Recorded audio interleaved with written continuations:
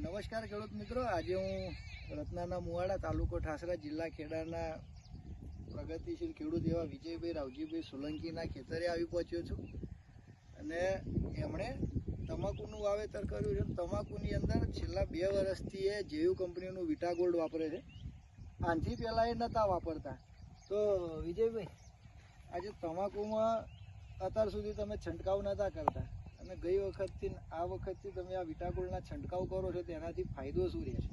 ફાયદો એમાંથી એવું કે આ જે પોદ ખરું તમાકુનું એ પોરું થાય, એ વજનમાં રહે અને પછી જે બીજી જંતુનાશક જીવાતો એ પડતી નહીં એને અને રિઝલ્ટ સારું રહે. ટૂંકમાં જે છોડની રોગ પ્રતિકારક શક્તિ છે એ વધે. અને આપણે જે છંટકાવ કરવાનું ચાલુ કર્યું અને છંટકાવ નતા કરતા, એમાં ફાયદો કેવો રહ્યો?